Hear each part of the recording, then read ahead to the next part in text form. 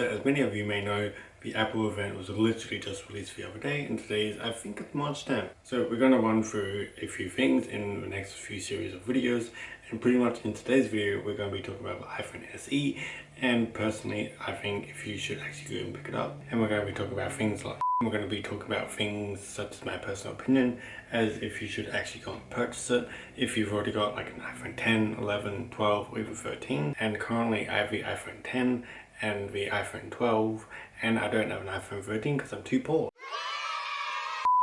But if you should actually go and buy it, who should buy it, who should not buy it, and depending on whether or not I think it's worth it, well, you're pretty much going to be getting my opinion in today's video. So make sure to keep on watching and take notes or memorize what I say, and give me your judgment. Are you going to buy the iPhone SE, or are you going to hold on to your current phone right now and now in the future, for example like the iPhone 14 whenever that comes out, probably November 2022. So I'm going to pop up a picture of the iPhone SE somewhere around here, or here, probably here. So I'm going to pop up a picture of the iPhone SE just about here, and pretty much it's nothing really phenomenal. The main feature of it is that it's new, and it's got a feature of 5G, which is great for people living in places such as America, Canada, or living in central cities in Australia, such as Sydney or Melbourne. But unfortunately, I live in the middle of nowhere in Queensland, and bro, we barely even have 4G here. So even if I got a 5G phone, my cell phone reception is still going to suck. It might be boosted just a little bit, but we don't have 5G speeds here. And in places like Brisbane, Sydney, Melbourne, or even Adelaide, my hometown, we don't really have 5G anywhere, so 5G is kind of pointless. But in America, 5G is ridiculously insane. There should be in-depth videos on YouTube if you want to know exactly what 5G is.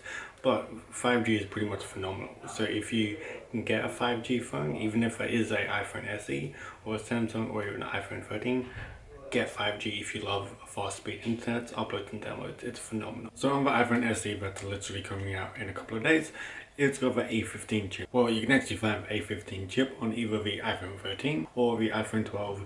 So that's pretty much the only, I guess, boost. And primarily this phone is targeted more towards people that are actually on a budget. Let's say for example they're upgrading from an older phone such as a 7 or 8, they may want to definitely consider upgrading to your iPhone SE, which is coming out in a couple of days, and the pricing for it is fairly cheap for an iPhone. The price for the iPhone SE is going to be $429 US, which is relatively cheap for an iPhone, considering that the iPhone 13, 12 or even 10 it was $1,000 and upwards depending on how you spec it out. It's pretty cheap, so I think this phone is definitely targeted more towards people that are on a budget, or people that don't really want to go full out buying an iPhone 13 when, let's say, they're happy with their iPhone 8, they just want a little upgrade. So I think a iPhone 13 SE is definitely a good balance in between those.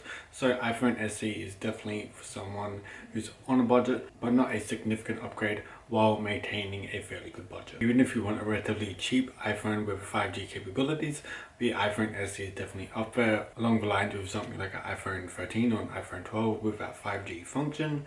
And if you are going to get a 5G phone, definitely look at your country and see if 5G is actually supported in your country. Like in Australia, for example, they say, oh, 5G is everywhere. It's like, no, dude, it's not. 5G is here, but you guys haven't got the towers up, and we're still getting 4G speeds, even though we have 5G. So look at your country, do some research, see if you actually have 5G available if you're wanting to upgrade to 5G. And a little bonus feature on the iPhone SE, the old feature where you could actually use your finger to unlock the phone, that's now coming back to the iPhone SE.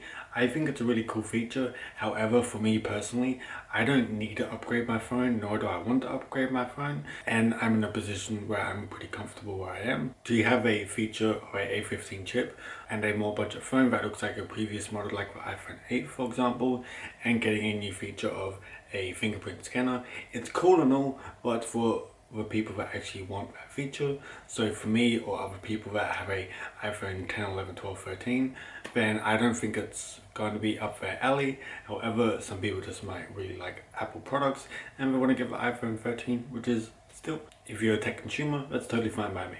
Other than that, Mr. BlazeTech, I'm out. Make sure to check out another video by clicking on screen. Watch this video, it'd be very cool. Thank you. I'm out. See you.